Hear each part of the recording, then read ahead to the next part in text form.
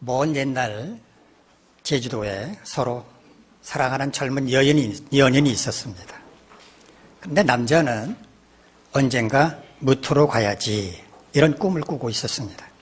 그러던 어느 날 남자가 무토로 갈 수 있는 좋은 기회가 찾아왔고 그는 무작정 배를 타고 제주를 떠났습니다. 그리고 목포에 도착했습니다.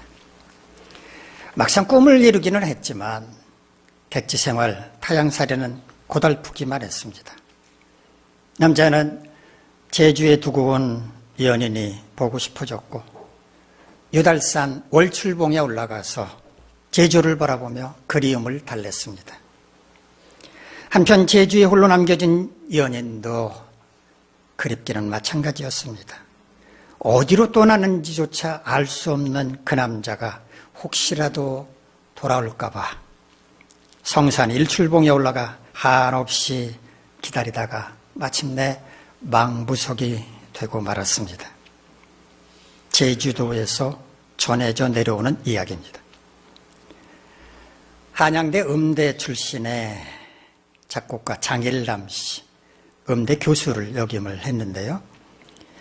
이분은 이북 출신이라고 합니다. 황해도 해주 출신인데 6.25 한국전쟁 때 남한으로 피신을 했는데 연평도로 내려와서 1년 정도를 살았다고 합니다. 연평도에 머무는 동안에 어떤 문학청년으로부터 옛날 우리말로 된 헌책을 받았는데 이 책에서 방금 제가 전해드린 제주도 망부석에 관한 이야기를 접하게 되었다고 합니다. 연평도에서는 이 장일남의 고향 해주가 바라다 보였는데 바다 건너 고향을 뻔히 보면서도 갈 수 없었던 장일남은 제주도 망부석 이야기가 고향을 그리워하면서도 갈 수 없는 자신의 신사가 너무 닮았다는 생각에 연평도에서 가장 높은 산에 올라가서 고향 땅을 바라보면서 단 10분 만에 노래를 작곡하게 됐는데 이 노래가 기다리는 마음이라고 하는 가곡이라고 합니다. 하지만 이때 노랫말은 제주도 방언으로 되어 있었는데 그로부터 세월이 흐른 1968년 문화방송에서 이 장일남 교수에게 좋은 곡을 한 곡만 좀 만들어 주십시오라고 의뢰를 하게 됐는데 이때 바로 이 곡, 연평도에서 작곡했던 이 곡을 건네주게 됐고 당시 문화방송의 방송 작가 겸 PD로 활동하던 김민부 씨가 제주 방언으로 된 노랫말을 즉석에서 표준어로 작시해서 현재 기다리는 마음이라고 하는 가곡이 탄생하게 되었다고 합니다. 기다리는 마음의 노랫말을 소개해드리겠습니다. 일출봉에 해 뜨거던 날 불러주오. 월출봉에 달 뜨거던 날 불러주오. 기다려도 님 오지 않고 빨래소리 물레소리에 눈물을 흘렸네. 봉독사에 종 울리면 날 불러주오. 저 바다에 바람 불면 날 불러주오. 기다려도 님 오지 않고 파도소리 물새 소리에 눈물 흘렸네. 기다리고 또 기다린다고 해도 육지로 떠난 님은 다시 제주로 돌아올 길이 없었을 텐데 그리워하고 또 그리워해도 제주에 있는 님은 목포로 올 리가 없었는데도 하염없이 기다렸을 연인들의 안타까운 이야기에 가슴이 아파오는 것은 저만의 감정일까요? 오늘은 대림절 첫 번째 주일입니다. 대림절은 주님을 기다리는 절기입니다. 이미 2000년 전에 이 땅에 오신 예수님이시지만 처음으로 이 땅에 오신 것처럼 설렘으로 기다리는 절기. 이 세상을 심판하시기 위해서 다시 이 땅에 오실 주님의 재림을 기다리는 절기. 이게 바로 대림절입니다. 우리가 기다리고 있는 주님은 기다려도 오지 않는 분이 아니라 반드시 오실 분입니다. 오늘 이 시간에는 우리가 기다리는 주님이 어떤 분이신지를 다시 한번 생각해보고 정리해 보도록 하겠습니다. 우리 본문 1절, 2절 말씀 화면을 보면서 한번 같이 읽을까요? 시작. 예수 그리스도의 종 바울은 사도로 부르심을 받아 하나님의 복음을 위하여 택정함을 입었으니 이 복음은 하나님이 선지자들을 통하여 그의 아들에 관하여 성경에 미리 약속하신 것이라. 바울은 자기 자신을 가리켜서 예수 그리스도의 종, 예수 그리스도의 종이라고 말합니다. 종이란 말은요, 헬라어 둘로스란 말을 번역을 한 건데 노예를 가리킵니다. 바울이 활동하던 당시에는 노예 제도가 있었습니다.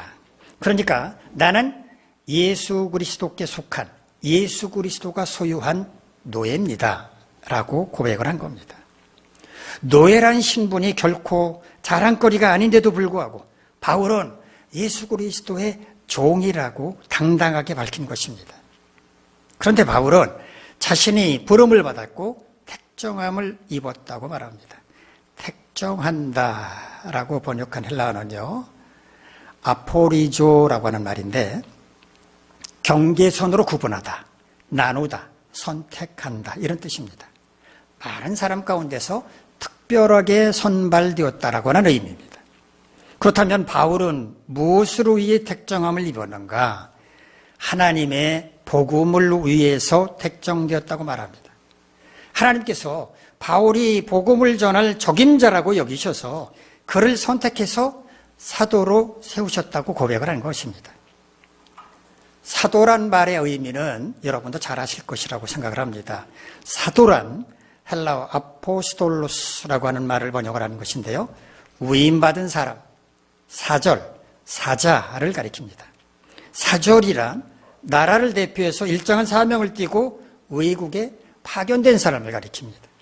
사자는 누군가의 명령이나 부탁을 받고 대신 가서 심부름을 하는 사람을 사자라고 말합니다. 죽음의 사자란 말이 있지 않습니까? 주로 불교에서 사용하는 말입니다만 죽음의 사자가 무슨 뜻입니까? 죽어야 할 그 사람의 영혼을 데려가는 귀신을 죽음의 사자라고 말합니다. 죽음의 사자는 자기 멋대로 아무 영혼이나 데려갑니까? 그렇지 않죠? 죽음의 세계를 다스린다고 하는 염라대왕의 명령을 받고 그 명령에 따라서 죽어야 할 그 사람의 영혼만 데려갈 것입니다. 즉 사도란 하나님의 명령을 수행하는 사람을 가리키는데 바울은 자신이 하나님으로부터 복음을 이방인들에게 전하라고 하는 특별한 사명을 받은 사도라고 고백한 것입니다. 그런데 바울은 복음이 무엇인지를 2절에서 부연 설명하고 있습니다. 복음이란 하나님께서 선지자들을 통하여 그의 아들에 관하여 성경에 미리 약속하신 것이라고 말합니다.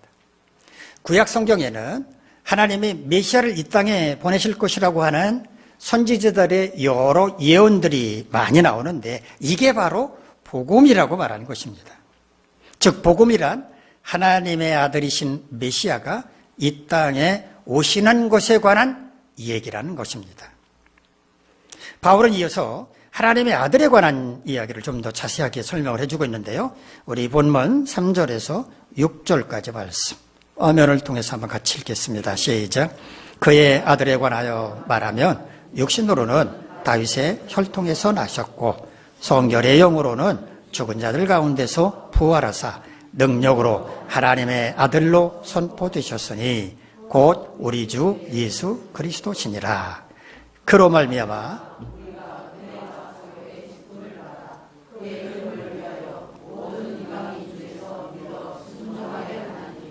너희도 그들 중에서 예수 그리스도의 것으로 부르심을 받은 자니라. 하나님의 아들은 육신으로 다윗의 혈통에서 나셨다고 말합니다. 하나님의 아들이 육신을 입고 사람이 되어 이 땅에 오셨다는 것입니다. 하나님의 아들은 어느 날 갑자기 하늘로부터 뚝 떨어진 게 아니고 유대인의 혈통인 다윗의 후손으로 오셨다고 말하는 겁니다. 모든 인간과 똑같은 방식으로 이 땅에 태어나셨다는 것입니다. 또한 성결의 영으로는 죽은 자들 가운데서 부활하사 능력으로 하나님의 아들로 선포되셨다고 말합니다. 성결의 영, 헬라어 원어는 푸뉴마 하기오시네스라는 말인데 거룩함의 영, 즉 성령을 가리킵니다. 이 땅에 오신 하나님의 아들은 성령의 능력으로 죽은 자들 가운데서 부활하심으로써 하나님의 아들로 선포되었다라고 말합니다. 여기 선포된다라고 우리말로 번역하려면요, 호리조라고 하는 말인데 경계를 정하다, 결정하다, 확정한다 이런 뜻입니다. 죽은 사람이 다시 살아난다고 하는 것은 인간 세계에서는 불가능한 일이지만 육신을 입고 이 땅에 오신 하나님의 아들은 죽은 상태로부터 다시 살아나심으로써 하나님의 아들이라고 하는 것을 확실하게 보여주었다라는 것입니다. 여기까지 말한 바울은 이 하나님의 아들이 바로 우리 주 예수 그리스도라고 말합니다. 맨 처음 바울은 자신이 예수 그리스도의 노예, 종이라고 말을 했지만 예수 그리스도가 누구신지에 대해서는 설명하지 않았는데 여기서 비로소 우리 주 예수 그리스도가 바로 하나님의 아들이시라고 밝히고 있습니다. 바울은 당시로서는 최고 학부로 알려진 가말리엘의 문화에서 공부를 한 엘리트였습니다. 그런 엘리트답게 바울이 쓴 글을 보면 상당히 논리적이라고 하는 평가를 받고 있는데 로마에 있는 성도들에게 보낸 편지 로마서에서도 예수 그리스도가 누구이신지를 이해하기 쉽도록 그러나 논리적으로 설명을 해주고 있는 것입니다. 이 예수 그리스도로 말미암아 바울은 사도의 직분을 받았고 로마 교회 성도들도 그리스도인으로 부르심을 받았다고 말합니다. 바울은 오늘 본문을 통해서 우리의 주가 되시는 예수 그리스도가 어떤 분이신지를 아주 상세하게 설명해 주었습니다.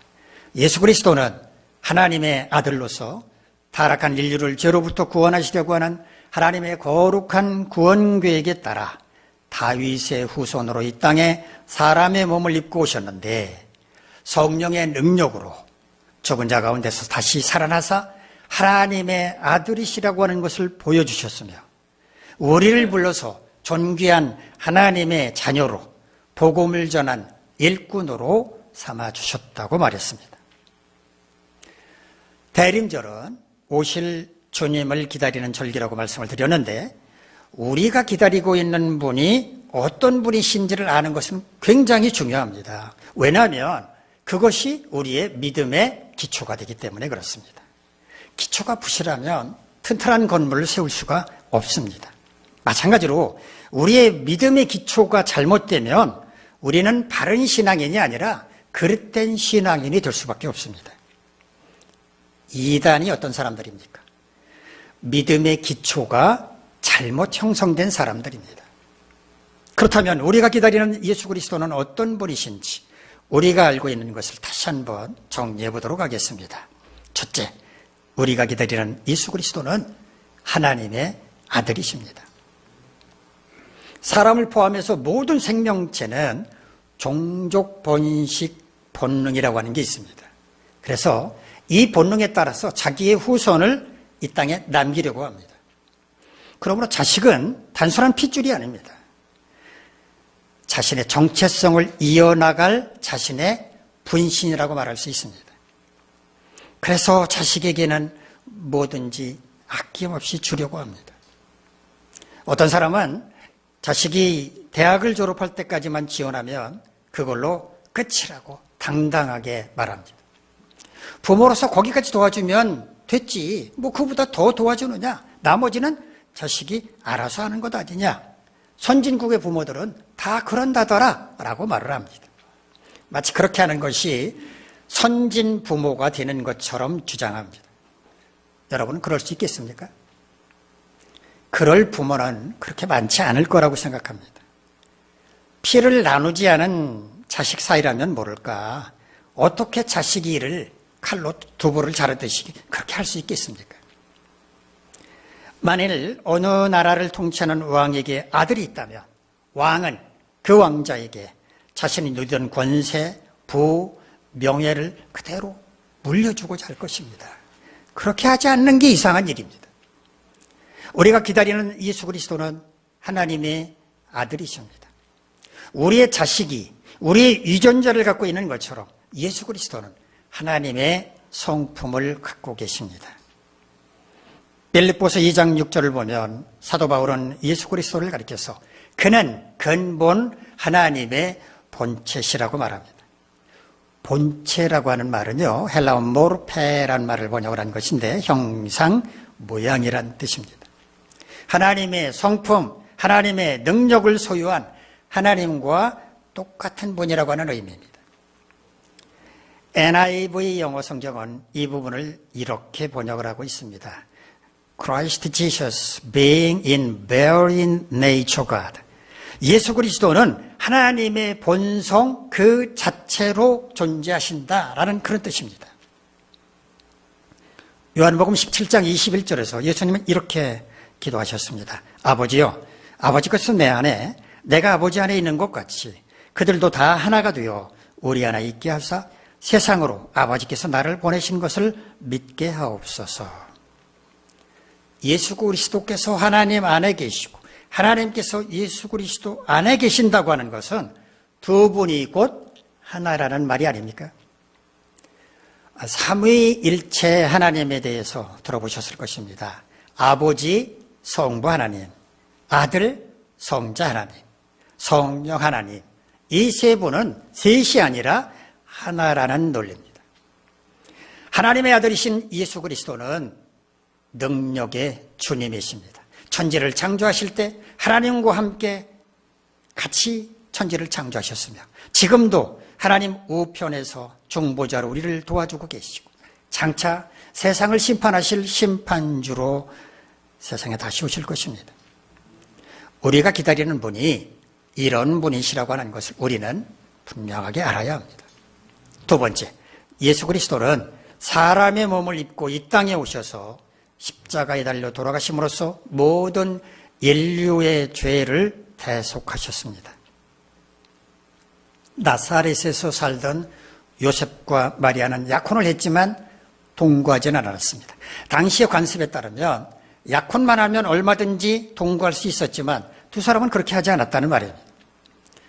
어느 날 가브리엘 천사가 마리아를 찾아옵니다. 그리고 이렇게 말합니다. 내가 하나님의 은혜를 입어서 아들을 낳게 될 것인데 그 아들은 하나님의 아들이라 일컬음을 받을 것이다. 마리아는 펄쩍 뜁니다. 제가 요셉과 약혼을 하기는 했지만 동거를 하진 않는데 아들을 낳는다니요. 무슨 말씀을 그렇게 하십니까? 그러나 가브리엘 천사는 말하면 성령이 너에게 임하면 하나님의 능력이 너와 함께하면 얼마든지 가능하다라고 말하면서 그 아이의 이름까지 말해주었습니다. 그 아이는 예수라고 불러라. 가브리엘 천사가 예언한 대로 마리아는 임신했고 때가 되어 아들을 출산하게 되었는데 임신 과정만 신비로웠을 뿐 출산과 육아는 똑같았습니다. 왜 예수님은 사람의 몸을 입고 이 땅에 오셨습니까? 예수님이 이 땅에 오시기 전 죄를 지은 사람들은 죄를 씻기 위해서 희생 제물을 잡아서 그 피를 하나님께 바치는 제사를 드려야만 했습니다. 레위기를 보면 희생 제물을 바치기 전에 그 희생 제물의 머리에 안수를 하도록 되어 있었습니다. 왜 희생 제물의 머리에 안수를 했는지 아십니까? 아이고, 희생 제물로 삼아서 너를 죽이게 돼서 미안하다 그래서 손을 얹고 안수를 했을까요? 그게 아니라 죄를 지은 건 사람이지만 그 죄를, 사람이 지은 죄를 희생제물에게 떠넘기고 사람 대신 그 희생제물을 잡아 그 피를 바침으로써 죄를 씻는 행위를 하기 위해서 했습니다. 그러니까 안수는 자신의 죄를 희생제물에게 전가시키는 행위였던 것입니다. 레위기 17장 11절을 보면 이런 말씀이 있습니다. 육체 생명은 피에 있음이라 내가 이 피를 너희에게 주어 제단에 뿌려 너희의 생명을 위하여 속죄하게 하였나니 생명이 피에 있으므로 피가 죄를 속하느니라. 왜 죄를 속하는 제사를 드릴 때 희생제물을 잡아서 그 피를 제단에 뿌려야만 했는가? 피가 곧 생명이기 때문이라는 겁니다. 죄를 지은 사람이 죄의 값을 치르려면 자기의 피를 바쳐야만 하는데 사람의 생명은 하나뿐인데 죄를 지을 때마다 그 생명을 바칠 수는 없잖아요. 그러니까 대신 희생제물의 피를 바치도록 했다는 것입니다.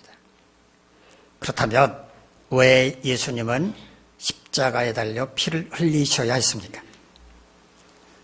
죄인이 죄를 씻으려면 하나님께 피를 바치는 제사를 드려야 하는데 이 땅에 온전한 사람으로 오신, 한 점의 죄도 없으신 인간으로 오신 예수님께서 희생제물이 되셔서 완전한 속죄제를 드리심으로써 이 땅의 모든 죄인의 죄를 단번에 씻으시고자 하신 것입니다.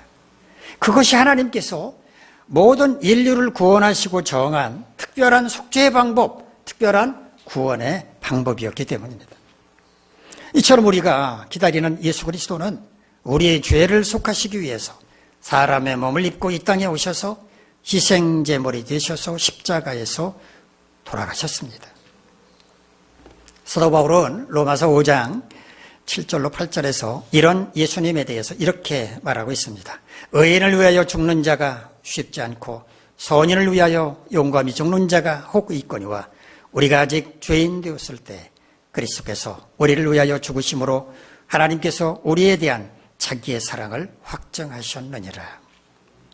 하나님은 죽어 마땅한 죄인에 불과한 우리가 죄의 값을 치우고 죽음에 이르는 것을 불쌍히 여겨 우리 대신 하나뿐인 아들을 희생제물로 죽게 하심으로써 우리를 얼마나 사랑하시는지를 보여주셨다는 것입니다. 이 예수 그리스도는 지금 하나님 우편에서 중보자가 되셔서 우리를 돕고 계십니다. 중보자, 헬라어 메시테스라고 하는 말을 번역을 한 건데요. 중재하는 사람, 조정하는 사람을 가리킵니다. 하나님께서 우리를 위해서 변호하고 계신다는 말입니다. 어떻게 우리를 변호하실까요? 히브리서 4장 15절로 16절을 보면 이런 말씀이 있습니다. 우리에게 있는 대제사장은 우리의 연약함을 동정하지 못하실 이가 아니요 모든 일에 우리와 똑같이 시험을 받으신 이로도에 죄는 없으시니라. 그러므로 우리는 긍휼하심을 받고 때를 따라 돕는 은혜를 얻기 위하여 은혜의 보좌 앞에 담대히 나아갈 것이니라. 제사장은 누굽니까? 죄인을 대신해서 하나님께 속죄의 제사를 드리는 사람입니다. 예수 그리스도는 우리의 죄를 가지고 하나님께로 나아가서 우리를 대신해서 속죄의 제사를 드리는 대제사장이신데 예수 그리스도께서 우리를 잘 알고 계셔야 우리를 대신해서 속죄의 제사를 드릴 것 아닙니까? 그러면 예수 그리스도는 우리에 대해서 얼마나 알고 계시는가? 우리와 똑같이 시험을 받으셨기 때문에 우리의 연약함을 다 아시고 동정하신다고 말합니다. 사람의 몸을 입고 이 땅에 오셔서 인간이 당하는 모든 고통과 유혹을 다 겪어보셨기 때문에 우리의 고통, 우리의 연약함을 잘 알고 계신다는 것입니다. 그래서 우리를 불쌍히 여기시고 우리를 위해서 기꺼이 중보자가 되실 수 있다는 것입니다. 우리가 기다리는 예수 그리스도는 이런 분이란 말입니다. 세 번째, 예수 그리스도는 죽은 자 가운데서 다시 살아나셔서 우리에게 부활의 소망을 주셨습니다. 가끔 죽었다가 다시 살아난 사람들 얘기를 듣게 됩니다만 정확하게 말한다면 그건 부활이 아닙니다. 어떤 원인에 의해서든지 심장박동이 잠시 멈췄다가 다시 뛰기 시작하기 때문에 일어난 일일 뿐입니다. 인간 세계에서 부활은 있을 수 없습니다. 그런데 예수 그리스도는 돌로 된 무덤에 장사하고 난 뒤 사흘이 지난 상태에서 부활하셨습니다. 성경은 당시 확인된 부활의 증거들을 전하고 있으며 부활하신 예수 그리스도를 만났던 사람들의 증언도 기록하고 있습니다. 오늘 본문에서 바울은 예수 그리스도께서 부활하사 능력으로 하나님의 아들로 선포되셨다고 말했습니다. 부활은 사람으로서는 불가능한 일이었는데 죽은 자들이 있던 무덤에서 부활하여 나오심으로써 사람이 아니라 진짜 하나님의 아들이시라고 하는 것을 확실하게 증명해 보여주셨다는 말입니다. 고린도전서 15장 20절에서 바울은 그리스도께서 죽은 자들 가운데서 다시 살아나서 잠자는 자들의 첫 열매가 되셨다고 말했습니다. 첫 열매라고 말했으니까 두 번째, 세 번째도 있다는 얘기 아닙니까? 즉 우리도 예수 그리스도처럼 부활할 것이라고 하는 말씀입니다. 우리가 기다리는 예수 그리스도는 우리에게 부활의 소망이라고 하는 귀한 선물을 주셨습니다. 감히 상상할 수도 없는 부활을 눈으로 보게 하셨으므로 눈으로 볼 수 없는 천국도 당연히 믿을 수 있게 하심으로써 부활과 천국의 소망으로 이 세상을 살아가게 하신 것입니다. 네 번째, 예수 그리스도는 우리에게 복음을 전할 사명을 주셨습니다. 마태복음 28장 16절로 20절을 보면 부활하신 후 40일 동안 이 땅에서 제자들과 함께 계시던 예수님께서 감람산에서 하늘로 올라가시는 장면이 소개되고 있는데요. 이때 예수님께서 제자들에게 이렇게 당부를 하셨습니다. 너희는 가서 모든 민족을 제자로 삼아 아버지와 아들과 성령의 이름으로 세례를 베풀고 내가 너희에게 분부한 모든 것을 가르쳐 지키게 하라. 볼지어다 내가 세상 끝날까지 너희와 항상 함께 있으리라. 모든 민족, 즉 지구상의 모든 나라, 모든 사람들에게로 가서 복음을 전하고 주님의 말씀으로 그들을 양육해서 세례를 받게 하라고 부탁하셨습니다. 이것은 예수님께서 제자들에게 주신 마지막 명령이었으며 세상 끝날까지, 즉 주님이 이 땅에 다시 오실 그날까지 항상 함께 하시겠다라고 하는 마지막 약속이었습니다. 이 주님의 명령은 제자들을 통해서 면면에 이어져 내려오다가 오늘 우리에게까지 전해졌습니다. 이와 같이 우리에게는 복음을 전할 사명이 있기 때문에 우리가 기다리는 분을 세상에 전하는 것이 마땅한 것입니다. 우리만이 아니라 세상에 있는 사람들도 우리처럼 예수 그리스도를 기다릴 수 있게 해야 하기 때문입니다.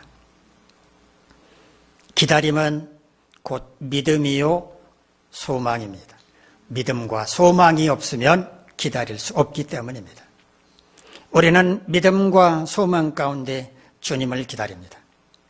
주님이 오셔서 어두운 이 세상을 밝혀주실 것을 믿기에, 주님의 빛이 닿는 곳마다 영생의 꽃이 필 것을 소망하기에, 언젠가 때가 이르면 주님이 다시 이 땅에 오셔서 죄악으로 물든 세상을 심판하실 것을 믿기 때문에 오늘도 우리는 주님을 기다리고 있습니다.